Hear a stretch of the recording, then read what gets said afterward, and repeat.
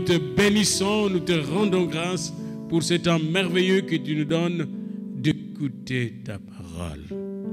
Parle, Seigneur, car tes serviteurs et tes servantes sont disposés à t'écouter et à recevoir tes ordres et tes merveilles au nom de Jésus. Amen. Amen. Bien-aimés dans le Seigneur, la question que tout juif et tout homme normal se pose, quand je fais le mal, comment me libérer de la condamnation, de la culpabilité? J'ai rencontré quelqu'un là où nous habitons et je lui ai demandé s'il allait à l'église. Il m'a dit non. J'ai dit pourquoi? Il dit je suis plein de péchés. La condamnation. Il y a beaucoup de gens, même après avoir tué quelqu'un, il nie qu'il a tué quelqu'un, mais quand il est seul, il sent la condamnation. Il rêve, il voit les scènes de la personne qui l'a tué. Parce que nous avons en nous un enregistrement, un système qui enregistre tout le mal que nous faisons. La conscience. On ne peut pas tuer l'esprit. Même quand on l'étouffe, il y a des gens qui doivent prendre des pilules pour essayer d'émousser leur conscience. Il y avait une femme en Suisse qui était partie demander des prières chez un pasteur pour mettre au monde. Elle avait beaucoup de difficultés de mettre au monde. Depuis longtemps, elle était mariée. Et l'enfant ne venait pas. Puis un jour, le pasteur, en priant, il voit comme un bébé mort. Il dit, mais je vois comme un bébé mort. Viens un peu. Et il a éloigné la femme du groupe de prière et l'a emmenée dans son bureau. Mais madame, je vois comme un bébé mort. Et la femme s'est mise à pleurer. Et il dit, mais pourquoi tu pleures? Il dit, parce que quand j'étais jeune, j'avais tué un bébé dans mon ventre. J'avais fait un avortement. Et dès qu'elle a fini de confesser, tout son système physiologique avait changé. Quelques temps après, elle a conçu, elle a mis au monde, elle a connu à mettre au monde. Il y avait maintenant le problème de continuer à mettre au monde, parce que ça venait plus rapidement. Il y avait quelque chose dans tout ce système qui avait changé à partir de cette confession. Donc le problème que le juif se pose est un problème universel. Et les Juifs ont appris de la part de Dieu, comme nous le lisons dans Lévitique 16 et 23, qu'il faut au moins s'arrêter un jour par an pour faire l'expiation de ses péchés. C'est ce jour-là qu'on appelle le jour de Yom Kippour, le jour d'expiation. C'est un jour, comme maintenant, ils se préparent. Tous les Juifs presque du monde, même ceux qui ne croient pas vraiment, ils se préparent. Parce que pour eux, c'est important de laver leur conscience. L'expiation, c'est comme payer quelque chose pour laver sa conscience, pour enlever ce péché. Et c'est ça le problème. Est-ce que nous pouvons payer pour nous sauver de nos liens, de nos péchés, de notre culpabilité? Et le Seigneur Dieu leur a montré dans l'Ancien Testament quelque chose qu'ils devaient faire le jour des expiations. Mais avant cela, j'aimerais vous dire que Israël était appelé à entrer dans la présence de Dieu régulièrement. Mais ne pouvait pas entrer à cause de péché. Puis un jour, Dieu a mis à part des sacrificateurs qui pouvaient, eux, grâce à l'appel de Dieu, se présenter devant lui pour les autres. Et ces sacrificateurs, c'est la race d'Aaron. Et si je fais une parenthèse, un jour, dans Lévitique 10, il est dit, 2 fils d'Aaron, Nadab et Abihu, s'étaient présentés devant Dieu avec un feu qui n'était pas le feu de Dieu, un feu étranger. Et quand je priais aujourd'hui, avant de venir ici, le Seigneur me disait, savez-vous qu'est-ce que ce feu étranger?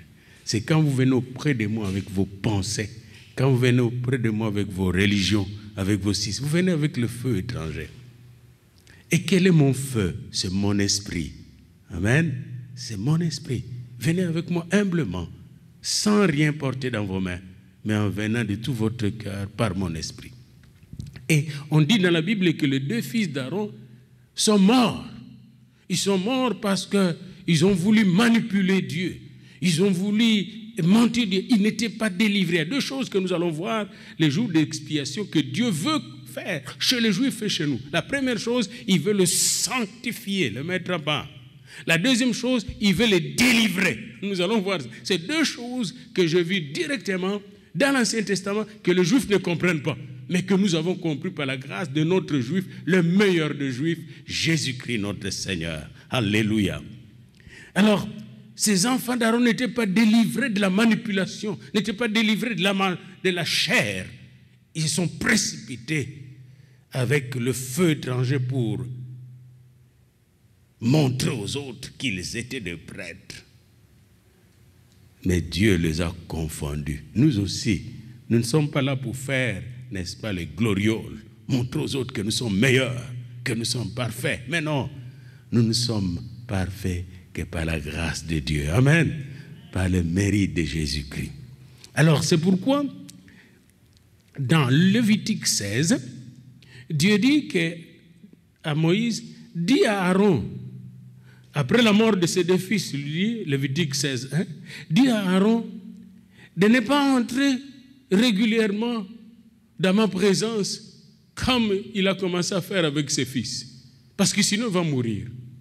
Mais avant d'y entrer, il va faire ce qui suit. 1, il va se préparer par un sacrifice.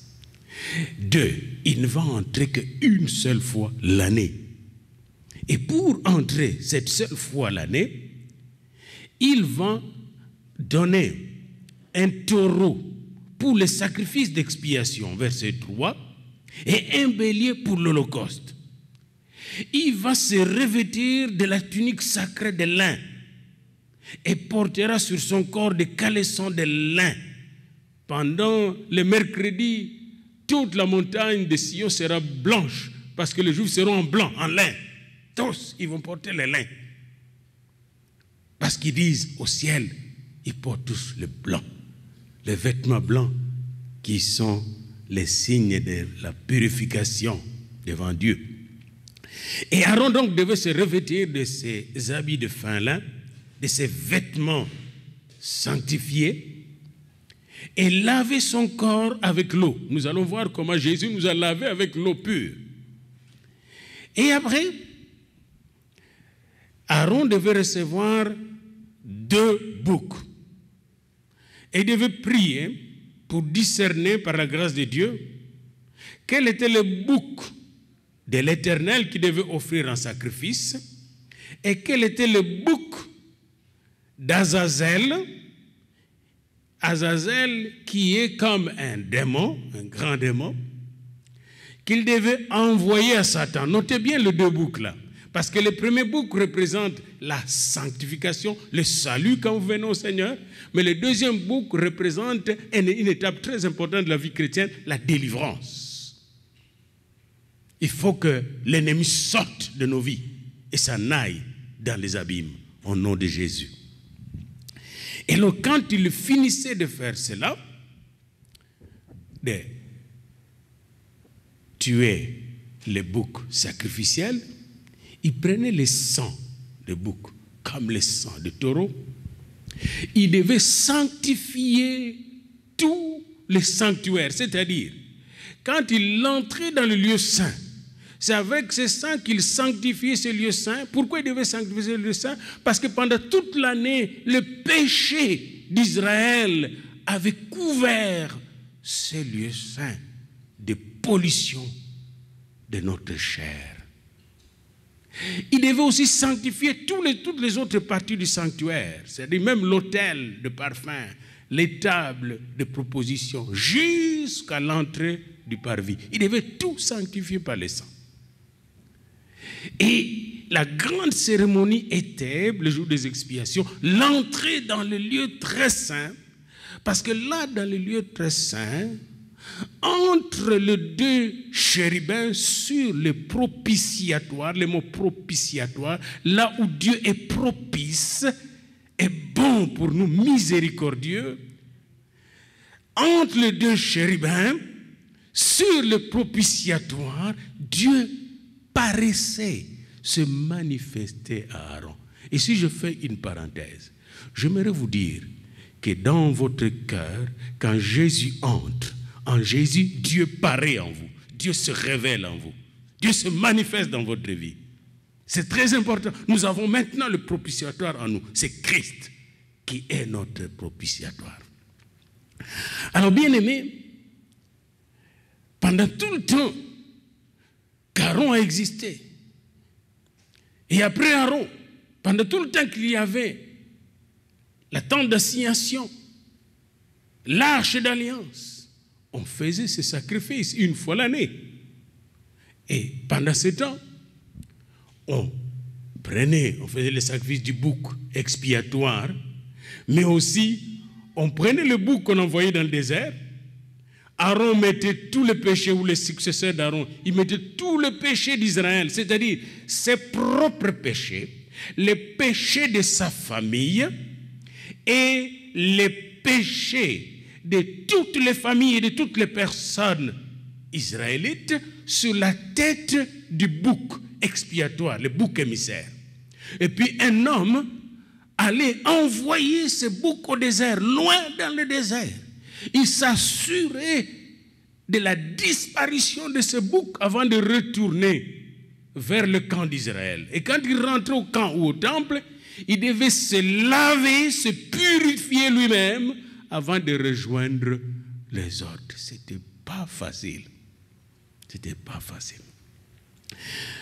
Et pas facile. Et les Juifs jusque-là ne connaissaient pas et ne connaissent pas beaucoup d'entre eux Jésus-Christ. Ils n'acceptaient pas comme l'agneau de Dieu qui ôte le péché du monde. Et pourtant Jean l'a bien dit dans Jean 1, 29, voici l'agneau de Dieu qui ôte le péché du monde. Mais les Juifs ne parlent pas ce langage-là. Alors maintenant, après la destruction du temple en 70, parce qu'en l'année 70 après Jésus-Christ, comme Jésus-Christ l'a prédit, le temple a été détruit. Il n'y avait plus de temple à Jérusalem. Que faire? Comment résoudre le problème du péché? Les Juifs étaient dispersés dans le monde entier. Un peu comme nous autres, nous sommes dispersés dans le monde entier. Et dans ce monde, il n'y avait pas de temple, il n'y avait même pas de synagogue. Que faut-il faire? Ils sont revenus à une vieille coutume que nous venons de voir tantôt là au film. Une vieille coutume, paraît-il, qui était pratiquée en Égypte. Et alors ils sont retournés en Égypte. Et le danger pour beaucoup de chrétiens, c'est de retourner en Égypte. Et là, ils ont dit, bon, comme on n'a pas de sacrifice, on va s'acheter chacun, pour les hommes, un coq blanc. Les femmes, une poule blanche. Le jour des expiations, surtout un jour avant, et cette semaine, le mardi, allez dans votre télévision, si vous êtes dans l'Internet, le mardi, cherchez Caparote à Jérusalem, vous allez voir le mardi soir. Mais les rabbins vont faire beaucoup d'argent parce que les gens doivent acheter ce coq qui a été élevé pour ce sacrifice. Et les gens vont aller se faire purifier le péché, comme nous l'avons vu, et ils vont dire 3 choses. 3 fois, ils vont faire tourner au-dessus de leur tête le coq ou la poule en disant « Ceci est mon remplaçant, ceci est mon substitut, ceci est mon expiation. » Et alors, ils vont donner le coq au rabbin. Et le rabbin va couper la gorge du coq. Et quand ils vont vous regarder, ils doivent regarder quand on coupe la tête du coq. Parce que ce sont eux. Hein, c'est eux qui devaient mourir à la place du coq. Mais c'est le coq qui est mort. Comme dans l'ancien temps, c'est le taureau, c'est le bouc qui mourait à la place de l'homme. Et alors, c'est ce qu'ils font aujourd'hui. Encore, nous le voyons. Parce qu'ils ne connaissent pas Jésus. Et nombre d'entre eux, quand ils lisent Ésaïe 53, ils ne comprennent même pas. Quand vous lisez Ésaïe 53, et je vous invite à venir avec moi dans Ésaïe 53, vous allez voir déjà là, Dieu avait révélé qui peut se substituer à nous, ceci est mon substitut, qui nous a remplacés. Déjà, il a révélé aux Juifs. Et qui va faire l'expiation de nos péchés? Ésaïe 53. Ça commence par qui a cru à ce qui nous a été annoncé, qui a reconnu les bras de l'Éternel. Même Israël et beaucoup de gens dans le monde ne reconnaissent pas les bras puissants que l'Éternel a tendus vers le monde. Verset 2, Ésaïe 53, il s'est élevé devant lui comme une faible plante, comme un rejeton qui sort d'une terre desséchée. Il n'avait ni beauté ni éclat pour attirer nos regards, et son aspect n'avait rien pour nous plaire. Méprisé et abandonné des hommes, homme de douleur et habitué à la souffrance, semblable à celui dont on détourne le visage. Nous l'avons dédaigné, nous n'avons fait de lui aucun cas. Cependant, ce sont nos souffrances qu'il a portées. N'est-ce pas ce qu'on fait porter au coq, aujourd'hui encore, ce qu'on faisait porter au bouc? C'est de nos douleurs qu'il s'est chargé. Et nous l'avons considéré comme puni, frappé de Dieu et humilié. Et quand vous voyez le coq, comment on le tue, c'est comme s'il est puni. Il est innocent, mais il est puni. Il est humilié. Mais il était blessé pour nos péchés, brisé pour nos iniquités. Le châtiment qui nous donne la paix est tombé sur lui. Et c'est par ses meurtrissures que nous sommes guéris. Bien-aimés, dans Ésaïe 53, nous voyons que Jésus est réellement le substitut. Et quand vous allez dans Acte 8, l'eunuque éthiopien qui lisait ces chapitres a été converti par Philippe grâce à la compréhension du message de Jésus-Christ révélé dans ces chapitres. La question que nous nous posons jusqu'à présent, comment les Juifs qui ont toutes ces révélations n'arrivent pas à comprendre que c'est Jésus qui est le véritable caparote, c'est-à-dire qui fait les expiations, parce qu'il faut expier beaucoup de nos péchés, nos transgressions, nos iniquités. Quand vous allez dans Lévitique 16, vous allez trouver deux choses que les Juifs font. Un, ils purifient chaque partie du temple. Alors moi je me suis dit, mais pourquoi ils purifient chaque partie du temple ou chaque partie du sanctuaire, c'est-à-dire le lieu très saint, le lieu saint et le parvis? Et Dieu m'a révélé encore ce matin, il dit, votre corps doit être purifié. Vous savez ça? Les temples leur représentent notre corps. Les temples de science représentent notre corps. Dieu veut purifier notre corps. C'est pourquoi il nous est dit dans Romains 12 de lui offrir nos corps comme un sacrifice vivant et agréable à Dieu. Mais les Juifs ne comprennent pas qu'il s'agit de leur corps, même quand ils le font ou quand ils le faisaient dans l'ancien temps. Pourquoi doivent-ils donner jusqu'à présent un coq? Parce que leur littérature, la Bible dit, il n'y a pas de salut sans sacrifice de sang. Il n'y a pas de purification sans sacrifice de sang. Sans effusion de sang, il n'y a pas de salut. Ça se trouve là. Mais pourquoi n'ont-ils pas cru que le sang de Jésus purifie de toute iniquité? Bien-aimés, c'est Paul nous l'explique encore dans Romains, qu'ils ont été aveuglés pour que nous puissions venir à lui. Puis un jour, ils vont venir à lui, nous rejoindre ensemble, comme les frères de Joseph sont venus à la connaissance de Dieu. Revenons encore au Yom Kippour. Quand vous regardez tout ce qu'on fait au Yom Kippour, vous allez voir que tout pointe vers l'agneau de Dieu qui ôte le péché du monde. Jean 1, 29. Voici l'agneau de Dieu qui ôte le péché du monde. Il est la seule solution au problème de culpabilité. Je vais vous donner un exemple.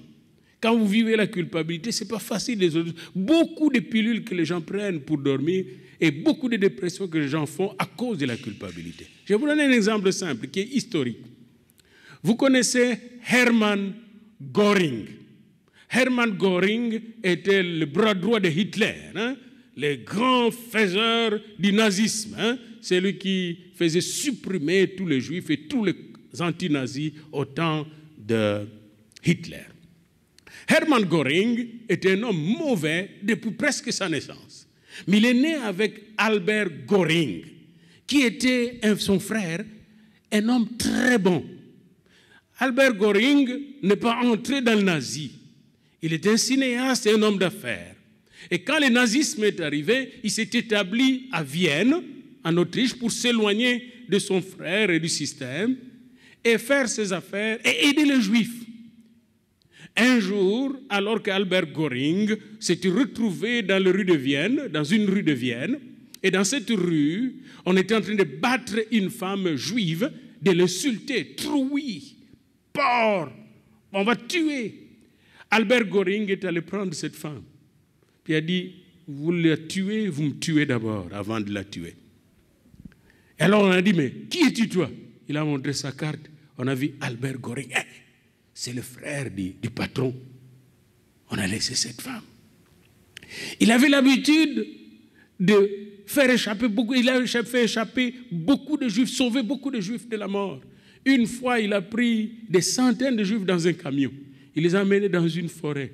Puis il leur a dit, courez, allez vers la Suisse ou ailleurs, sauvez-vous. À la fin du nazisme, quand on a commencé à condamner tous les nazis, Albert Göring était arrêté par les Américains. À Nuremberg, où il y avait le tribunal de Nuremberg, on devait le juger lui aussi. On a jugé son frère et on lui a donné le poison. Et son frère, avant de mourir, a dit, dites à Albert de s'occuper de mes enfants. Albert aussi était condamné, alors qu'il n'avait rien fait de mal. Il ne pouvait pas se défendre parce qu'il s'appelait Göring. Vous voyez, je vous dis ici, dans l'expiation, il y a deux sortes de péchés que l'expiation, n'est-ce pas, traite. L'expiation nous libère de nos propres péchés, notre péché originel, personnel, mais aussi de nos péchés de famille, nos liens de famille. Comme il portait le nom de Göring, malgré qu'il a fait le bien, les gens, les Américains ont dit, tu es Göring, tu dois avoir fait du mal. 30 Juifs à peu près sont allés le défendre et ont dit, il nous a sauvés. Et c'est à cause de leur témoignage, pas à cause du témoignage de Göring, c'est à cause du témoignage de 30 Juifs qu'on l'a relâché. Quand on l'a relâché, Göring est allé chez lui. Mais comme il portait le nom de Göring, lorsqu'il allait chercher du travail ou voulait faire des affaires, personne ne voulait l'engager. Göring! Et il était déprimé. Moi qui n'avais pas tué, mais je porte le nom de Göring. Que ferais-je? Il est mort en 1966 de dépression et d'alcoolisme.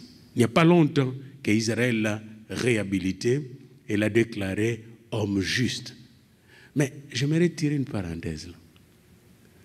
Si Göring connaissait Jésus, vous savez ce qui allait se passer dans sa vie? Qu'est-ce qui allait se passer dans sa vie? Comment Jésus allait traiter ce problème de sa conscience? Parce que Göring n'a pas fait du mal, il n'a fait que du bien, Albert Göring. Il n'était pas comme son frère, et son frère le reconnaissait. Le monde le reconnaissait. Mais on le maltraitait à cause de son nom, qui peut nous délivrer des liens, des familles, des liens, des nations. Un peu comme quand j'avais mon passeport du Congo, lorsque je me présentais en Belgique. Congolais, on va regarder 1000 fois mon visa du Canada pour savoir si c'est vraiment vrai. Mais comme j'ai maintenant le passeport canadien, sans visa, j'entre en Belgique. Mais c'est la même personne qui, en 82, est entrée en Belgique et on a regardé plusieurs fois son visa, surtout en 89. Parce que 82, c'était encore bien notre passeport. Mais 89, c'était pire. Mais c'est la même personne. Qu'est-ce qui a changé? Mon passeport. Je reviens au sang de Jésus bien-aimé. Le vrai Yom Kippour, c'est le sacrifice du sang de l'agneau. Parce que ce sang de Jésus me purifie moi-même de toutes mes iniquités, de toutes mes transgressions, de mes péchés que j'ai commis consciemment ou inconsciemment. Mais en même temps, le sang de Jésus purifie ma famille. Amen. Purifie ma famille. Crois au Seigneur et tu seras sauvé, toi et ta famille, nous dit Paul dans Acte 16. Voyez-vous, Jésus-Christ, n'est-ce pas, au lieu d'aller au désert comme l'autre bouc, Jésus-Christ a pris tous les péchés. Et dans Colossiens, il est dit, Colossiens 2, 10, 15, il les a menés à la croix et il les a crucifiés. L'acte par lequel nous étions condamnés a été effacé. Il a dépouillé les dominations et les autorités. Il les a cloués à la croix et il m'a sauvé. Alléluia. Jésus n'est pas comme le bouc qu'on envoyait dans le désert. Il n'est pas comme le coq que les Juifs vont sacrifier ce mardi soir. Chacun. Mais lui a pris sur lui mes péchés, mes iniquités. Et je vais plus loin. Il a pris sur lui mon corps, mon être. Dans Hébreux, au chapitre 1 et 2, il y a quelque chose de formidable qui m'a beaucoup édifié là-dessus et qui m'a montré qu'il n'y a que Jésus qui peut faire l'œuvre parfaite du salut. Venez avec moi dans Hébreux, s'il vous plaît. Et au chapitre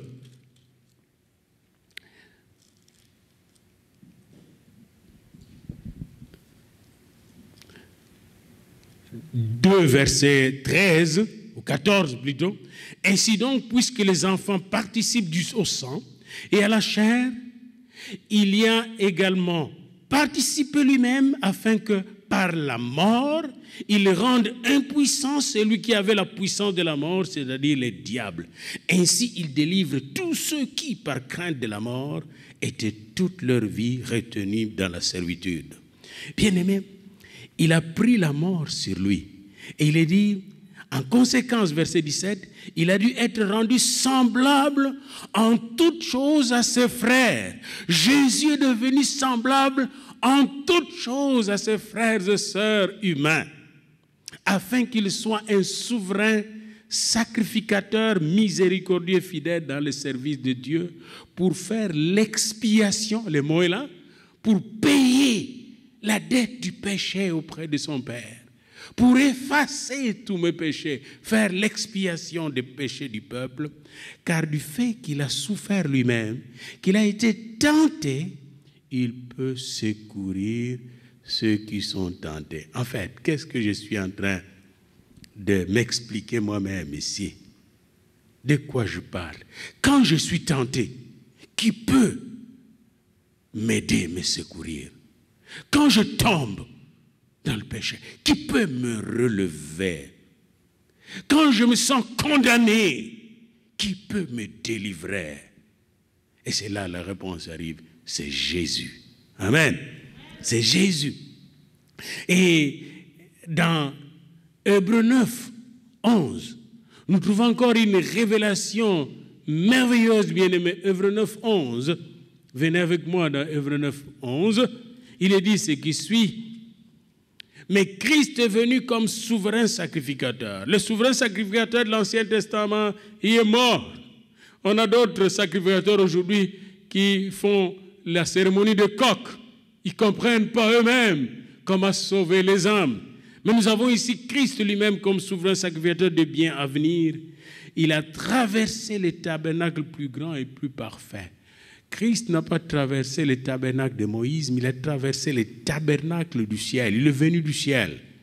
Et ce tabernacle n'est pas construit de main d'homme, c'est-à-dire qui n'est pas de cette création.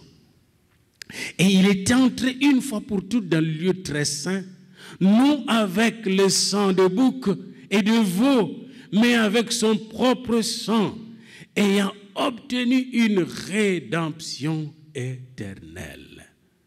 Quand j'étais en Haïti un jour, on m'avait expliqué comment on a fait les sacrifices de cochons, par tout ce monde politique qui pratiquait le vaudou.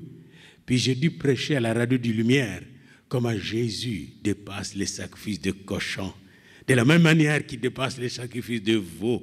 Bien-aimés, encore aujourd'hui, il y a des gens qui font des sacrifices, des animaux, même des sacrifices humains.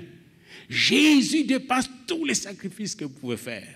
Vous n'avez pas à payer pour votre salut. Il a payé pour votre salut. Vous n'avez pas à payer pour votre culpabilité. Il a payé pour votre culpabilité. Vous n'avez pas à payer pour vous sauver de la condamnation, parce qu'il n'y a plus de condamnation pour ceux qui sont en Jésus-Christ. Romains 8, verset 1. La loi de l'Esprit m'a affranchi de la loi du péché et de la mort.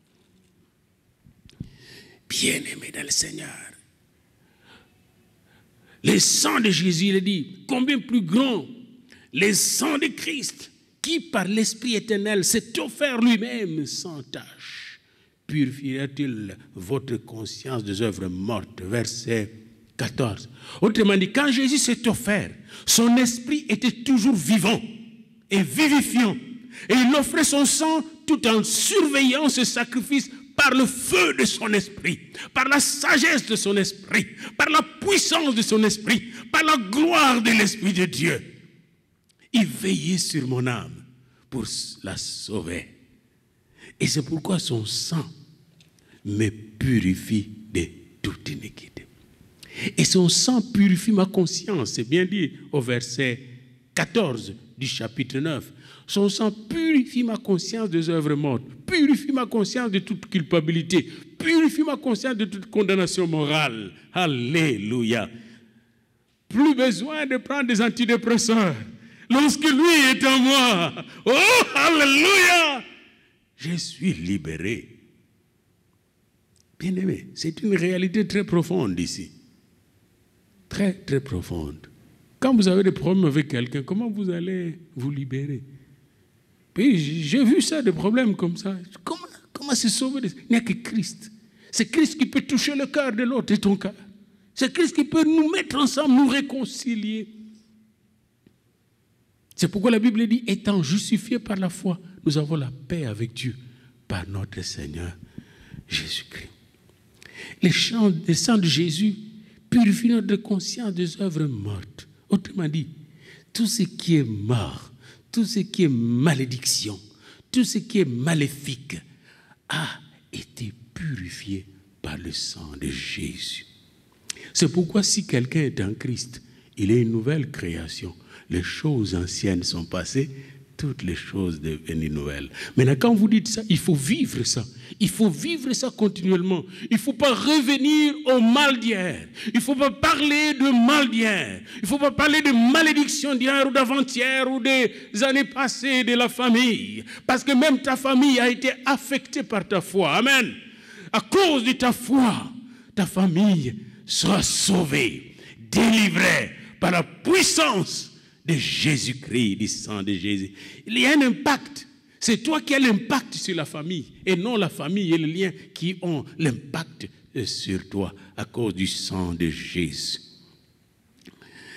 Dans Hébreux 9, 20, il est dit, nous avons au moyen du sang de Jésus une libre entrée auprès du trône du Père. Bien-aimé, quand vous êtes malade, vous voulez entrer auprès du trône du Père pour prier. Quand je suis malade, je veux lui prier. Quand j'ai un problème, je veux lui parler. Quand je veux louer le Seigneur, je veux entrer auprès de lui. Mais qu'est-ce qui me garantit que je serai accepté? C'est le sang de Jésus. Amen. Le sang de Jésus me garantit. Savez-vous, un jour, j'ai regardé un sketch. Des gens s'étaient présentés devant la porte de l'ange de l'Éternel. L'ange de l'Éternel a dit, qu'est-ce que vous voulez? Vous voulez entrer au ciel? Ils ont dit oui. Alors, le premier entre, viens à la porte. Toi, tu veux entrer pourquoi? Il dit, je fais ceci, je fais cela, et je pense que je mérite d'entrer. Il dit, tu ne peux pas entrer. Un autre a dit, moi je suis juif, je fais toutes les fêtes, les 7 fêtes de l'Éternel, je fais les sacrifices, etc. Je peux entrer. Il dit, tu ne peux pas entrer. Puis un troisième est venu, je veux entrer parce que Jésus m'a lavé de tout péché, de toute iniquité. Il m'a sauvé et il est dans mon cœur. Comme il est là au ciel, je dois être là où il est. C'est ce qu'il m'a dit. Il dit, toi tu entres. Juif ou non juif, on entrera au ciel que grâce à Jésus, je suis le chemin, la vérité, la vie. Jésus est la porte du ciel. Alléluia. Jésus, bien-aimé, est la source du bonheur et de toute bénédiction. Nous avons un souverain sacrificateur établi dans la maison de Dieu, comme le dit Paul dans Hébreux 2. Il est établi, le souverain sacrificateur qui est là, c'est votre frère. Amen. C'est notre frère. Il est dans la maison de Dieu, il nous attend dans la maison de Dieu. Plus besoin de sacrifier des animaux, plus besoin de payer, parce qu'il y a des Juifs qui doivent payer, et j'ai découvert encore que d'autres doivent se faire flageller même par le rabbin pour le péché commis, afin de payer leurs dettes. Plus besoin d'être flagellé. Jésus a été flagellé pour moi. Jésus a été chicoté pour moi.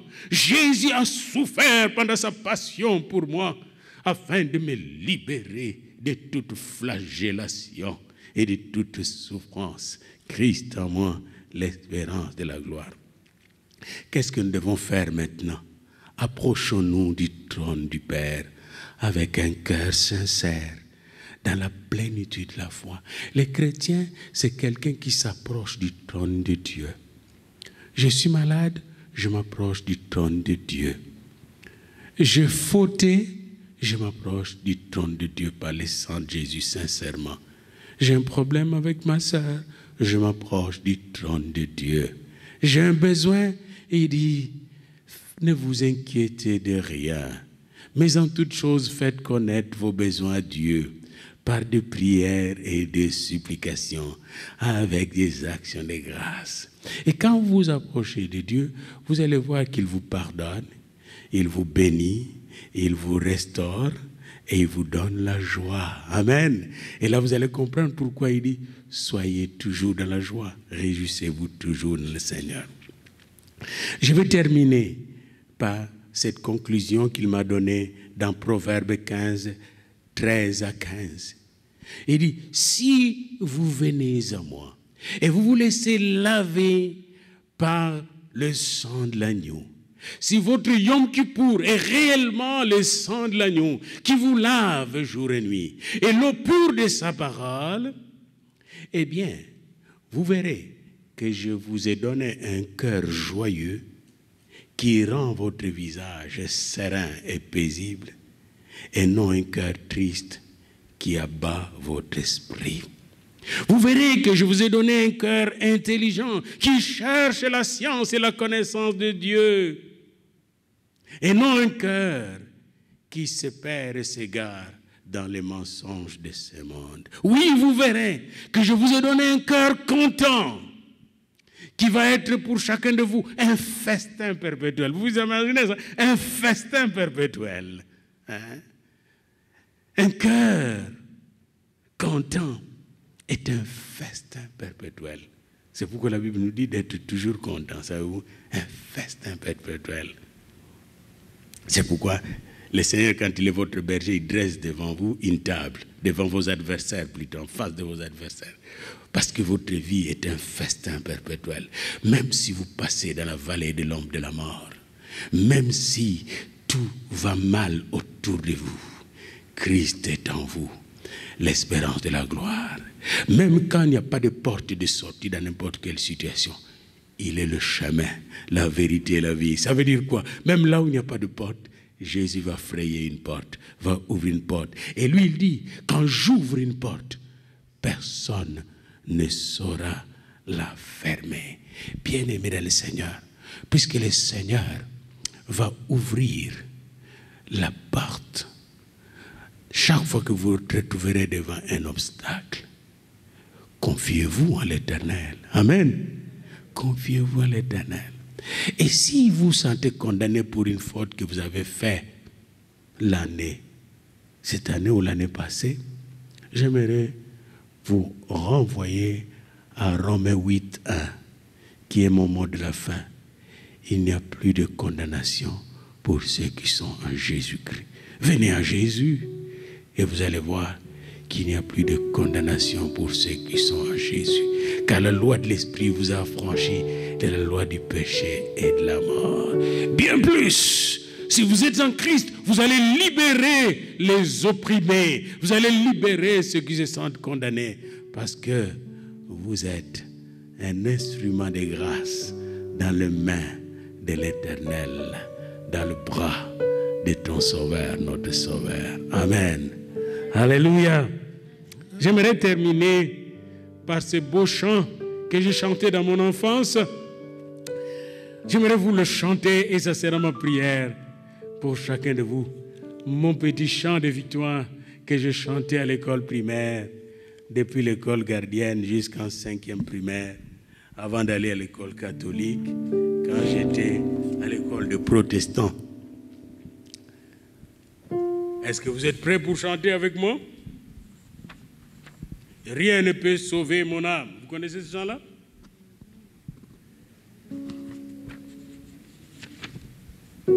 Alléluia. Je n'entends plus rien là. Rien ne peut sauver mon âme. Est-ce que vous connaissez ça? Si vous connaissez ça, venez avec moi. Je sais que maman, tu connais ça, viens. Tu connais maman Erlé. Venez ici, vous allez l'apprendre, s'il vous plaît. Les mamans connaissent ça. Rien ne peut sauver mon âme. Rien que le